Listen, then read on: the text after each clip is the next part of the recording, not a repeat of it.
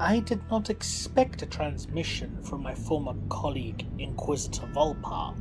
Nonetheless, it amused me to think that she could have any sort of authority over me. A few decades ago, perhaps, but not now, and not ever. With the aid of the Astartes who accompanied me into this deepest part of the Omega Vault, we slowly began to pull the unlocked doors open. The ancient construct screeched and groaned in protest as the metal of its unlubricated gears ground against itself. As I took a cautious step into the room, I could see that it appeared to be a hub of some kind. Dozens of other rooms locked off behind sturdy bulkheads. But my attention was drawn to the one door along the center wall of the room itself.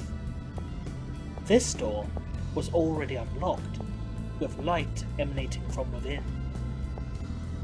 Within this room appeared to be a stasis field of some kind that crackled with barely contained energies. From within the field itself came a pulsating light, flashing a pinkish white to a deep crimson, and the silhouette of a figure. I couldn't identify the figure from a mere glance, and the scanners of my Auspex were picking up erratic readings. Perhaps this was another ancient astropath, I pondered to myself. I remembered learning of the Deathwatch uncovering one a few centuries ago, which proved in itself quite fascinating to research. The pair of Deathwatch Astartes followed me closely, and again the Space Wolf seemed anxious.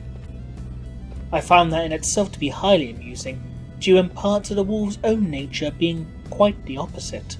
Inquisitor, I will ask you again to reconsider.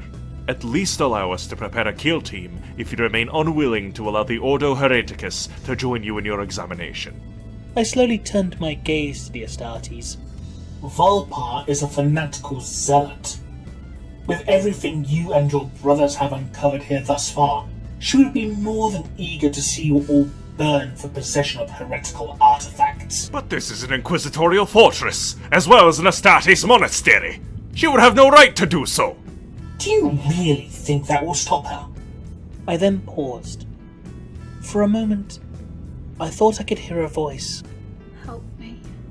I brushed it off initially as audio distortion caused by the crackling energies of the stasis field. But then I heard the voice again, a whisper, an echo in my very mind.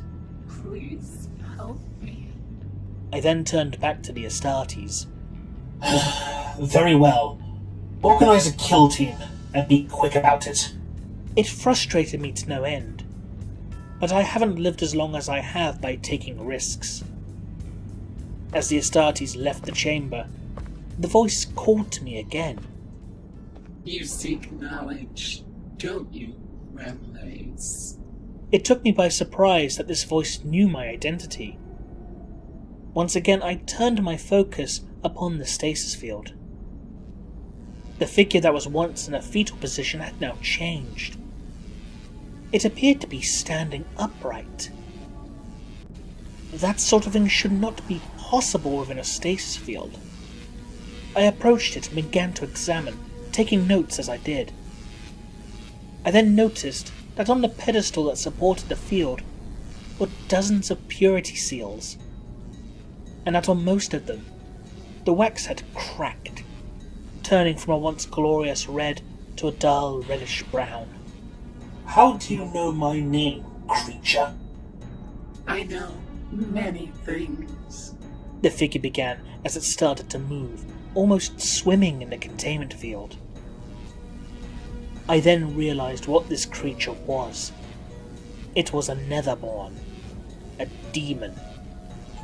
If Vulpar and her forces laid eyes upon this, then she would have all the reason she would need to attempt to burn this place to the ground, or simply subject the fortress to orbital bombardment. I can give you answers to every question your soul could ever desire to ask. No gesture is ever done out of goodwill, Demon. What do you get out of this arrangement? Freedom. I have been trapped here for millennia. I can no longer feel the winds of magic beneath my body. I have been devoid of stimulation for so long. I miss the scent of fear, the taste of despair, the touch of depravity. Free me. Allow me to experience what I've missed, and your reward will be endless knowledge.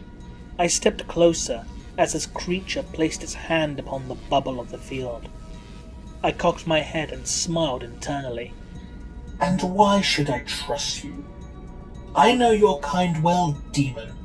I know the temptations you seek to bring mortals, so you may corrupt their very soul for your own perverse gain.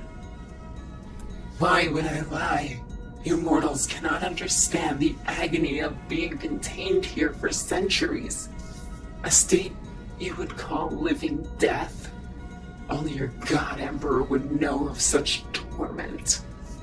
Please, I beg you. I would perform any bargain to escape this torture, even submitting to a mortal master. Master?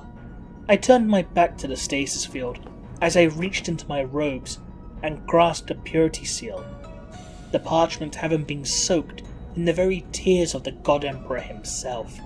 I clutched it within my palm, out of sight from the demon. The sound of heavy footsteps came from outside the chamber.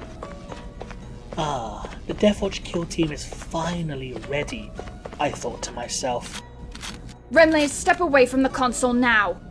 I looked up to see Vulpar, her sororitas forces, and a number of Astartes from the Deathwatch entering the room, surrounding myself and the containment field. Each of these warriors had their weapons trained on either myself or the field. I couldn't quite tell which from an initial glance. Remleiz, if that thing is what I think it is, then you must let me destroy this.